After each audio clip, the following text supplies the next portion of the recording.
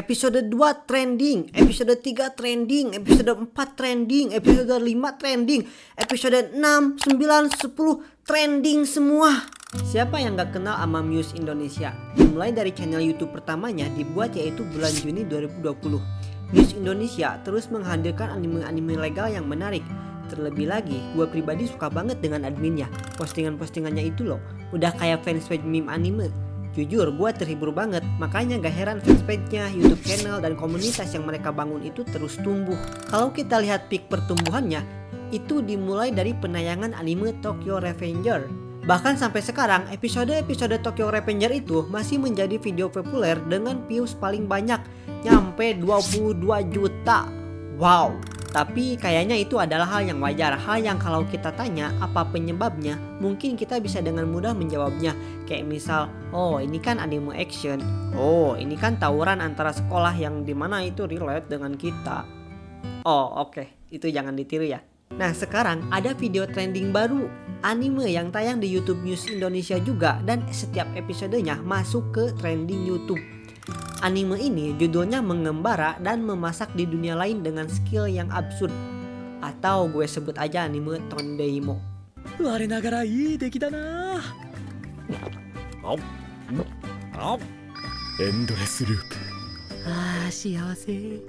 What? Anime santai? Dari episode pertama sampai episode terakhir, anime Tondeimo dapat views lebih dari 1 juta semua. Kalau gua lihat di YouTube News Indonesia, jarang banget ada anime yang popularitas dan jumlah viewsnya itu terus stabil. Biasanya cuman gede pas episode pertama doang, dan sisanya sampai episode terakhir itu terus menurun. Sedangkan anime Tondeimo itu enggak. Ini nunjukin kalau popularitas dan kualitas anime ini nggak bisa diraguin lagi. Jujur bagi gue cukup mengejutkan, karena biasanya kan dari dulu juga anime-anime yang populer banget itu biasanya nggak akan jauh sama anime yang berfokus pada actionnya. Nah sekarang anime santai ternyata udah cukup banyak yang suka. Gue pribadi sebenarnya seneng banget, akhirnya orang-orang pada sadar akan keindahan dan kewholesoman anime santai. Akhirnya stigma anime santai membosankan itu mulai hilang. Dan ternyata memang dari tahun-tahun kemarin juga anime santai itu udah mulai diminati, khususnya oleh para penonton Muse Indonesia. Aquatop di atas pasir putih dapat 500.000 views. Seniorku yang menyebalkan dapat 400.000 views. If it's for my daughter, 2 juta views. School Babysitters 8 juta views. Belum lagi yang tayang di OTT Base Station, Aharen-san Waha Karenai, total viewsnya 11 juta view. Kobayashi-san Chinomate Dragon, total 19 juta views. Dan tentu saja gak boleh dilewatin Spy X Family dengan total 180 juta view. Gak bisa dipungkirin lagi, anime Spy Family adalah anime baru yang paling populer saat ini. Ketika animenya tayang, di mana-mana dan siapapun bakalan bahas anime ini. Spy Family menjadi puncak kepopuleran dari anime santai.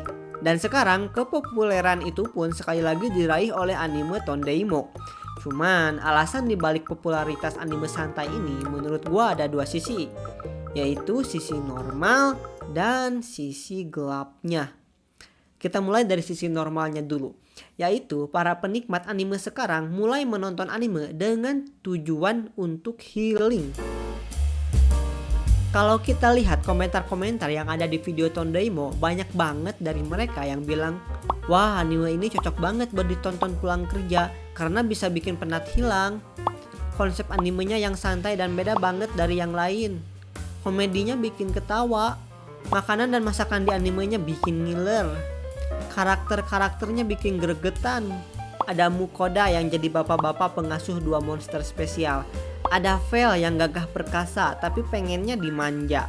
Dewi-dewi Sableng yang kerjaannya minta makan mulu. Dan tentu saja ada Sui. Udah gak bisa diraguin lagi, Sui adalah karakter paling favorit di anime ini. Gue gak pernah baca komen di anime ini yang bilang kalau mereka suka karena actionnya. Rata-rata ya karena vibe santainya. Jadi terbukti ya, walaupun anime ini ada actionnya, tapi itu bukan poin inti dan daya tarik utama dari anime ini. Terlebih lagi, semakin kesini semakin banyak lagi orang dewasa atau mereka yang udah kerja itu penikmat anime. Jadinya ketika mereka pulang kerja, mereka ingin menonton anime sambil bersantai.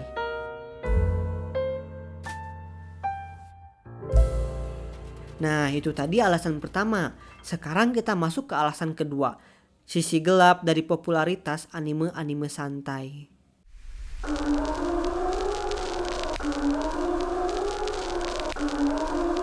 Nah, apa kalian lihat satu persamaan dari anime-anime santai itu? Yaps, di setiap anime-anime santai yang populer itu selalu diiringi dengan karakter yang biasa kita sebut loli. Loli, pedofilia. Pedofil, Pelaku kejahatan seksual Pelaku penyebar konten pornografi terhadap artis. Dia menyukai hal-hal yang bersifat anim, kartun yang cenderung berkonten pornografi. konten pornografi, terutama pornografi jenis animasi Jepang yang biasa digunakan kelompok pedofil kepada korban. Pelaku tergabung di sejumlah grup WhatsApp berkonten porno. Sekitar bulan Oktober 2017, dunia perwibuan dan internet secara keseluruhan digegerkan oleh fenomena komentar loli. Jadi buat yang belum tahu, dulu itu ada salah satu artis yang foto anaknya dikomentarin loli. Awalnya ibunya itu nggak tahu apa artinya, nyari tahu lah dia. Nah, nggak tahu kenapa dan dapat info dari mana, dia malah ngartiin itu jadi ke kata-kata yang biasanya diucapin oleh pedofilia. Padahal kan bukan. Terlepas dari arti dari kata aslinya, arti original dari katanya, kata loli yang sering digunakan oleh wibu-wibu itu gak berarti merujuk ke hal-hal yang berhubungan dengan pedofilia. Setidaknya ada dua arti yang biasa digunakan untuk kata loli. Yang pertama itu, kata loli digunakan untuk karakter anime cewek yang memang anak kecil. Anak kecil yang imut dan menggemaskan, bukan maksud ke hal-hal yang berbau seksual. Ada lagi satu arti yang kalau misalnya ada karakter anime perempuan yang sebenarnya udah dewasa tapi punya perawakan kayak anak kecil. Nah, di kultur peranimean memang ada yang kayak gitu. Contohnya kayak vampir-vampir yang berumur ratusan tahun tapi terjebak di tubuh kecilnya. Karakter-karakter yang memang didesain untuk menjadi loli dan sebagainya. Nah, untuk yang arti kedua ini harusnya nggak masuk ke pedofilia ya, karena mereka kan udah legal gitu. Udah. Nah, balik lagi ke pembahasan fenomena anime santai tadi. Secara kebetulan, anime-anime yang populer itu banyak dari mereka yang menyajikan karakter anak kecil di sana. Dan menurut gua ini cukup menarik. Sisi gelapnya di sini tentu saja kalau kita mau berpikiran negatif dan seuzon, kita bisa saja nganggep kalau orang-orang jahanam itu udah marak dan mulai menikmati anime-anime slice of life atau anime santai. Cuman tentu aja menurut gua gak seperti itu. Itu sisi gelap yang bahkan terlalu gelap untuk kita bahas. Saking gelapnya toh susah juga untuk dibuktikan. Tapi kalau alasan pertama tadi, alasan bahwa fenomena popularitas anime santai ini terjadi karena memang minat dan demografi dari penontonnya itu udah merambat ke orang-orang yang lebih dewasa. Gua pikir sudah selayaknya alasan ini kita ambil sebagai alasan yang sebenarnya. Gue jadi kepikiran kayak gini, wow terbukti juga ya, semakin tua wibu itu maka semakin mungkin juga mereka untuk menyukai anime-anime yang bergenre slice of life, anime-anime yang di dalamnya lebih mengutamakan kewholesoman dan vibe santainya. Dan juga kalau kita bicara banyaknya karakter loli di anime itu, mungkin ya karena demografi orang-orang dewasa udah sewajarnya gak sih tertarik dengan anak kecil?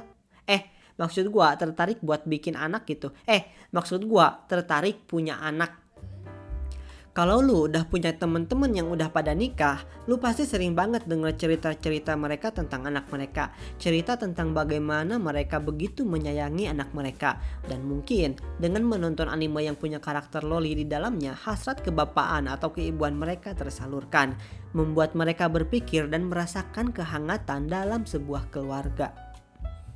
So ya, kalian yang udah nyampe sini dan ingin dapat rekomendasi anime-anime santai lainnya yang mirip dengan Tondoimo, kalian bisa lihat video pengalaman gua nonton anime santai di video di bawah ini.